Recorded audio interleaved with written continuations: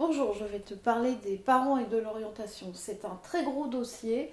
Des fois, en tant que parent, on peut être de bons conseils pour ton orientation. Et puis, il y a aussi de nombreuses fois où nous sommes de véritables boulets. Ensemble, je te propose d'examiner ces moments-là et de voir comment tu peux réagir pour que ça se passe le moins mal possible. Tu as la mère qui n'écoute pas. Maman? Maman? Mhm. Tu peux signer l'avis du conseil de classe? Pose-le sur la table, je verrai ça après. Ça fait déjà 3 jours que je l'ai posé sur la table. Je vais être en retard et je vais être collé. Une solution, ça peut être de lui envoyer un électrochoc. Au fait, t'as vu? Ils sont d'accord pour que j'arrête l'école à 16 ans. C'est cool, je vais pouvoir jouer à la PSK toute la journée. Bon, j'y vais. Salut. T'as dit quoi là? Si l'électrochoc ne suffit pas, choisis bien ton moment pour lui parler. Parce qu'il arrive que tu t'adresses à tes parents à des moments où ils sont vraiment pas disponibles. Genre quand ils rentrent du boulot. Moi je sais que si on vient me poser une question très importante, ou on me demande de prendre une décision, de signer quelque chose qui m'engage juste après mon travail, quand je rentre à la maison et que je rêve que d'une chose, c'est de me poser, ça va juste pas être possible. Les bons moments, souvent, c'est au dîner, au petit déjeuner, le week-end, enfin des moments où tes parents sont détendus, disponibles. Il y a les parents qui punissent gravement, qui sont plutôt agressifs et exigeants. T'as eu 8 en maths, 11 en français, mais qu'est-ce que tu fiches? Mais t'es vraiment trop nul, mais si tu continues comme ça, tu vas devenir chômeur! Devant autant d'agressivité, il vaut mieux rester zen. Je sais, c'est facile à dire, mais rester calme devant quelqu'un qui est en colère, en général, ça fait tomber la colère de l'autre. Donc ça marchera aussi probablement avec tes parents qui vont se sentir un peu bêtes d'avoir autant crié. Et une fois qu'ils sont calmés, ça sera le moment de leur dire qu'en te traitant de bon à rien, ils te font perdre ta confiance en toi et qu'ils t'aident pas du tout et que toi, tu as plutôt besoin de soutien, d'aide. Il y a forcément des raisons pour lesquelles tu ramènes des bulletins pareils. Peut-être que ça t'intéresse pas et que l'école, c'est pas telle qu'elle se déroule, c'est pas fait pour toi, que t'es pas fait pour rester derrière un bureau. Peut-être qu'il y a des problèmes avec tes profs, que tu es perturbé par quelque chose. Bref, il faut chercher pourquoi. Ça sert à rien de crier sur un adolescent qui a des mauvaises notes, c'est plutôt contre-productif. Le parent méga impliqué dans ton orientation et dans toute ta vie scolaire en général depuis toujours. Léa, t'es où? T'es là? Ah, ça y est, j'ai les dates pour Salon Azimut, c'est le week-end du 24, on va y aller ensemble. Et puis j'ai commandé un livre sur les métiers de demain, je vais le lire aussi. Ah ouais, et puis je t'ai trouvé un site internet absolument génial, avec un guide à télécharger, 5 secrets d'une orientation réussie. Tu veux que je te l'imprime? C'est un parent qui a vraiment à cœur de bien jouer son rôle de parent, mais qui t'étouffe un petit peu. Et là, c'est peut-être le moment de lui dire que tu as besoin de réfléchir par toi-même et que c'est pas en écumant les salons d'orientation de la région et en lisant tous les bouquins sur tous les métiers du monde que tu vas pouvoir prendre ta décision. Tu as besoin de faire des expériences de vie, tu as besoin de discuter de ces choses-là avec d'autres personnes que tes parents, avec tes parents aussi, mais pas que avec eux. Donc, mets-les à la bonne distance, calme-les.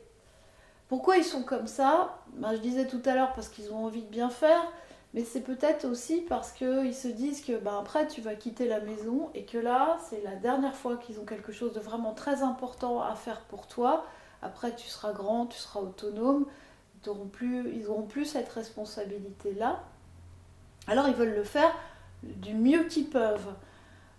Mais un peu comme si c'est ta vie qui se jouait là. Il faut vraiment surtout pas se tromper, ce qui est complètement faux. C'est, à la limite, j'ai envie de te dire, il faut se tromper. Mais c'est un autre sujet, je l'ai déjà abordé. C'est normal de se tromper, de faire des essais, des erreurs. Il y a quelques personnes qui trouvent du premier coup, mais c'est pas tout le monde. Pour trouver son métier, son orientation et ce qu'on va faire de sa vie plus tard. Donc tes parents, s'ils te laissent penser que c'est vraiment le moment ultime de ta vie, ils se trompent complètement. Puis il y a d'autres raisons, c'est que peut-être que eux, ils sont angoissés, stressés, qu'ils ont eu un travail qui leur a pas plu, qu'ils ont eu du mal aussi en sortant du lycée à trouver leur voie. Mais ça, c'est leur vie, c'est pas la tienne. Le parent qui veut te virer le plus vite de la maison. J'ai vu qu'ils recrutaient des vendeurs chez Pentathlon en CDI. T'auras même pas besoin de faire d'études. Mais j'ai que 16 ans. Mais avec ton salaire, tu pourras te prendre un appart. Elle est pas belle la vie. Ça, c'est assez grave. Il faut quand même que tu vérifies si c'est vrai. Parce que quelquefois, vous là, les jeunes, vous faites des films. En tout cas, mon fils, arrivé au bac, il a cru vraiment que j'allais le mettre dehors, alors que j'avais rien dit de tel. Il se demandait comment il allait faire pour se payer un appart. Il tremblait à l'idée de toutes les démarches administratives qui l'attendaient. Et à un moment, je lui ai dit, mais qu'est-ce qui se passe? C'est pas possible. Jamais j'avais dit ça. Donc peut-être que des fois, vous interprétez mal nos propos. Par contre, si réellement c'est ça qui se profile, c'est vraiment ce que veulent tes parents, à mon avis, il ne faut pas rester. Surtout si l'ambiance est mauvaise. Tu demandes, négocie une somme que tes parents vont te verser tous les mois pour que tu puisses manger, pour que tu puisses te loger. Commence à chercher un job d'étudiant. Et puis trouve-toi une coloc. Reste pas à vivre tout seul nécessairement. Ça va faire beaucoup de changements. Une coloc ou une chambre en cité universitaire, tu auras du monde autour de toi, ça sera beaucoup plus facile, plus agréable. Et c'est beaucoup moins cher aussi. Donc organise ton départ pour ne pas te retrouver à chercher un métier alimentaire juste parce qu'il faut que tu bouffes et que tu dois te loger. Et du coup, que tu renonces aux études que tu voudrais faire ou à la formation qui t'intéresse. Les parents traditionnalistes.